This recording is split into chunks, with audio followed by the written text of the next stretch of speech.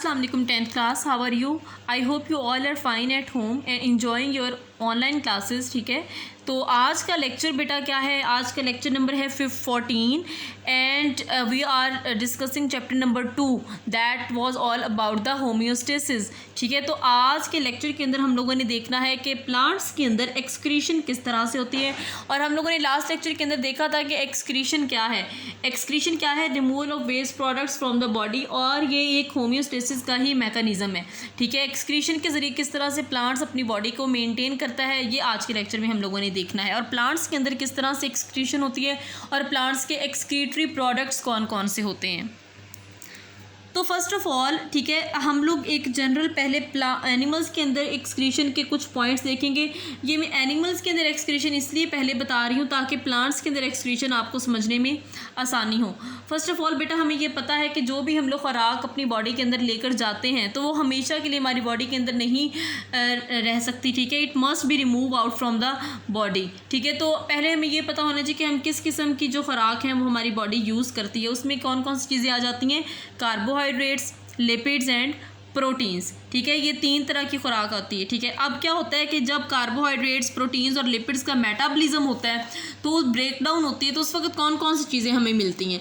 सबसे पहले देख लेते हैं कार्बोहाइड्रेट्स का जब मैकेनिज्म होता है तो उसके अंदर हमें carbon dioxide, water and energy मिलती है. उसके बाद लिपिड्स का जब होता है carbon dioxide, water and energy. और उसके बाद प्रोटीन्स का जब मेटाबॉलिज्म होता है तो हमें अमोनिया मिलती है, उसके साथ साथ एनर्जी भी मिलती है. अब बेटा क्या होता है कि आप देखिए इक्वेशन की जो आपकी राइट साइड है उस पर जितने प्रोडक्ट्स हैं वो क्या है, वो वेस्ट प्रोडक्ट्स हैं, और जो लेफ्ट साइड है उसके ऊपर वो हमारी फूड है.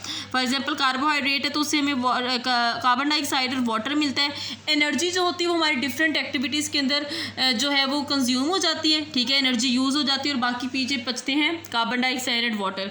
ये as a excretory product animals के अंदर यूज़ हो जाते हैं. ठीक है, इसी तरह से लिपिड्स और प्रोटीन्स के अंदर भी कार्बन डाइऑक्साइड है, वाटर है. प्रोटीन्स की जब मेटाबॉलिज्म होती है तो उस वक्त अमोनिया बनती है, यूरिया उससे बनता है और फिर यूरिक एसिड. ये as a waste products use होते हैं. इन सारी चीज़ों को हमने बॉडी से रिमूव करना होता है.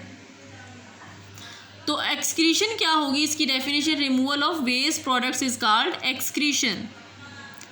अब एक्सक्रीशन इन प्लांट्स की अगर हम लोग बात करें, इसी तरह से जैसे हमने एनिमल्स के अंदर देखा इस तरह से हमने देखना है फर्स्ट ऑफ ऑल कि प्लांट्स की जो फूड होती है वो क्या क्या होती है.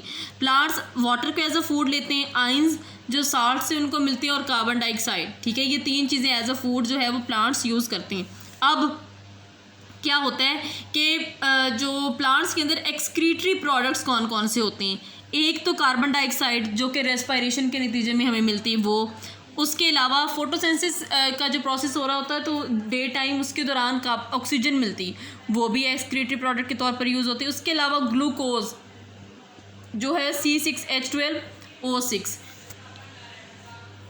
अब सबसे पहले हम लोगों ने देखना है कि रिमूवल ऑफ कार्बन डाइऑक्साइड किस तरह से होता है. ठीक है, in day time carbon dioxide produce during the cellular respiration is use during the photosynthesis, so it is not a waste product.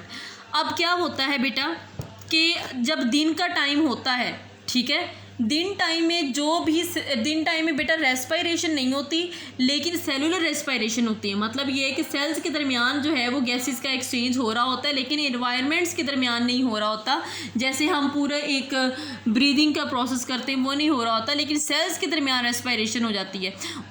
उस रेस्पिरेशन के दौरान जब फॉर एग्जांपल उसके दौरान होता क्या है कि कार्बन हाइड्रोजन के बॉन्ड्स जो होते हैं वो ब्रेक डाउन होते हैं और फिर कार्बन डाइऑक्साइड प्रोड्यूस होती है.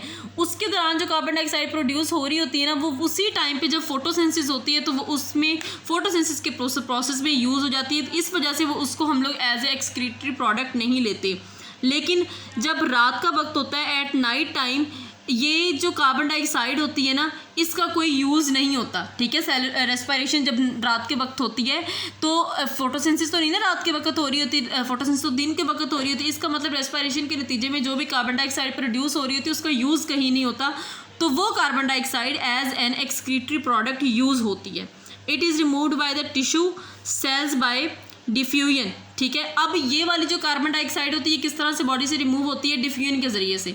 सिंपल सी, इसमें कोई मैकेनिज्म इतना कम्प्लेक्स नहीं है, सिंपल डिफ्यूजन के ज़रिए से बॉडी टिश्यू से ये रिमूव हो जाती है।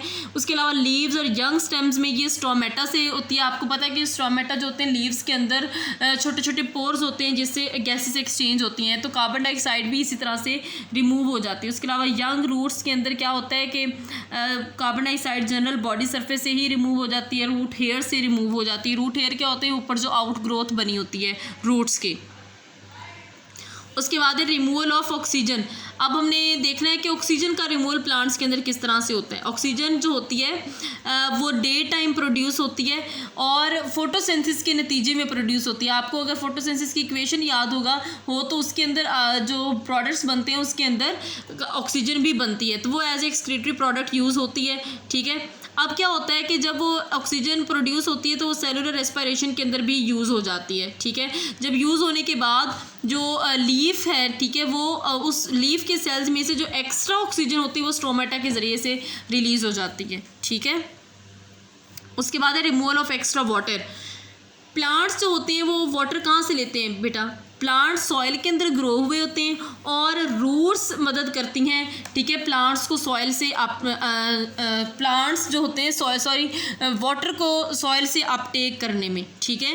Plants obtain water from the soil and also produce during the cellular respiration, ठीक है। वही बात कि सॉइल से वाटर को लेती है और ये सेलुलर रेस्पिरेशन के दौरान भी प्रोड्यूस होती है। अब क्या होता है कि प्लांट्स जो होते हैं ना उनके अंदर, उनके सेल्स के अंदर बहुत ज़्यादा वाटर प्रेजेंट होता है। उसकी वजह क्या है, जब वाटर वहाँ पे प्रेजेंट नहीं होगा तो प्लांट्स के अंदर टर्जिडिटी नहीं हो सकती। टर्जिडिटी का मतलब है कि प्लांट जो है वो इरेक्ट रहता है, सीधा रहता है, और वो वाटर की प्रेजेंस की वजह से ही होता है, टर्जिडिटी उसको बोलते हैं। जब वाटर वहाँ से रिमूव हो जाता है तो प्लांट विल्ट हो जाता है, मुरझा जाता है, ठीक है। Extra water is remove from the plants through transpiration. अब वाटर की किस तरह से एक्सक्रीशन होती है, ट्रांसपायरेशन के जरिए से। ट्रांसपायरेशन क्या होती है, जब बहुत एक्स्ट्रा वाटर होता है तो प्रेशर बिल्ट होता है जाइलम वेसल्स के अंदर। अब जाइलम वेसल्स के अंदर जब प्रेशर बिल्ट होता है तो लीफ की जो ऊपर वाली सरफेस होती है वहाँ से ड्रॉपलेट्स की फॉर्म में जो ट्रांसपायरेशन हो जाती है और एरियल पार्ट्स ऑफ प्लांट जो होते हैं ना जैसे लीव्स, वहाँ से वाटर जो है वो रिमूव हो जाता है by the process of transpiration. और क्या होता है, नाइट में क्या होता है कि transpiration usually does not occur because stomata are close. अब देखो जो वाटर है वो दिन के वक्त तो स्टोमेटा के ज़रिए से ट्रांसपायरेशन के प्रोसेस के ज़रिए से रिमूव हो जाता है, क्योंकि दिन के वक्त फोटोसिंथेसिस के लिए स्टोमेटा ओपन होते हैं, लेकिन रात को स्टोमेटा बंद होते हैं। तो उस वक्त कैसे होता है, ठीक है, उस वक्त ये होता है कि वाटर जो होता है, ठीक है, वो अगर तो सॉइल के अंदर वाटर बहुत ज़्यादा है तो रूट्स उसको अपटेक कर लेती हैं। अपटेक करने के बाद जो वाटर होता है वो जाइलम के अंदर जो है वो एक्यूमुलेट हो जाता है। समझ आई मेरी बात की, एक्यूमुलेट हो जाता है ना उसमें। अब इसमें किस किस तरह के प्लांट्स आ जाते हैं, ग्रासेस वगैरह आ जाती हैं, ठीक है। तो फिर क्या होता है कि ये अब जब जाइलम के अंदर एक्यूमुलेट हो जाता है तो ज़ाहिर सी बात है ज़्यादा कंसंट्रेशन होने की वजह से वहाँ पे प्रेशर बिल्ट हो जाता है। जब प्रेशर बिल्ट होता है तो उस वक्त लीफ की टिप्स जो होती है ना वहाँ पे छोटे छोटे से पोर्स प्रेजेंट होते हैं, या मार्जिन्स पर या एजेस भी उसको कहते हैं, किनारों पर, ठीक है। तो वाटर उन ड्रॉपलेट्स की वजह, ड्रॉप्स की फॉर्म में जो लीफ की सरफेस है उससे मार्जिन से वो रिमूव हो जाता है, ठीक है।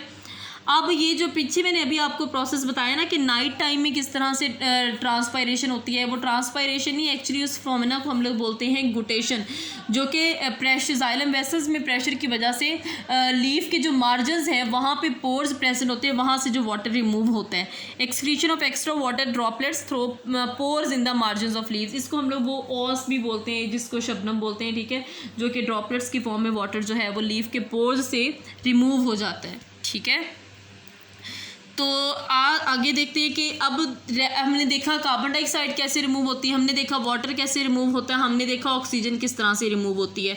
आगे जो हमारा पॉइंट है वो है मेटाबॉलिक वेस्ट का, कि वो किस तरह से रिमूव होते हैं।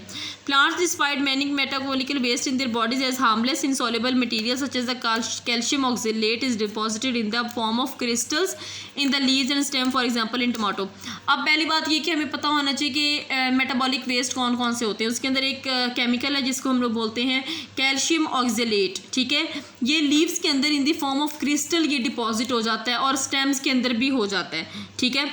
अब जब ये बहुत ज़्यादा अरसे तक डिपॉजिट रहता है ना, तो प्लांट्स क्या करते हैं, एक ही साल के बाद, एक ईयर के बाद अपने जो लीव्स होते हैं ना उसको गिरा देते हैं, ठीक है, शेड कर देते हैं, ठीक है।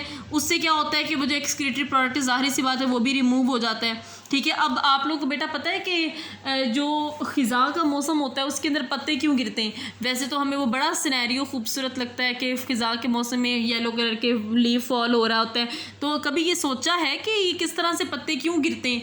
वो इसी वजह से गिरते हैं कि साल भर जो होता है एक्सक्रीटरी प्रोडक्ट्स उन लीव्स के अंदर जमा होता रहता है, जमा होता रहता है, जमा होता रहता है। जब ख़िज़ा का मौसम आता है उस वक्त एक साल के बाद वो पत्ते गिरना शुरू हो जाते हैं और उनका कलर येलो हो जाता है। वो इसी वजह से होता है कि उसके अंदर बहुत सारे वेस्ट प्रोडक्ट्स जो होते हैं वो डिपॉजिट होते हैं और वो फिर at the end of the year वो लीफ फॉल होना शुरू हो जाते हैं और उसको हम लोग ख़िज़ा का मौसम बोलते हैं।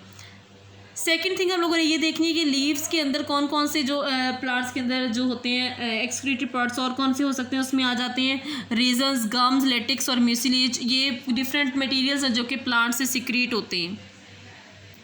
ये था आज का लेक्चर थोड़ा सा बेटा टेक्निकल था, आप लोगों ने इसको गौर से पढ़ना है, आपने ये अच्छी तरह से देखना है कि कौन सा वेस्ट प्रोडक्ट्स जो है वो प्लांट से किस तरह से एक्सक्रीट हो रहा है, ठीक है। अल्लाह हाफिज़।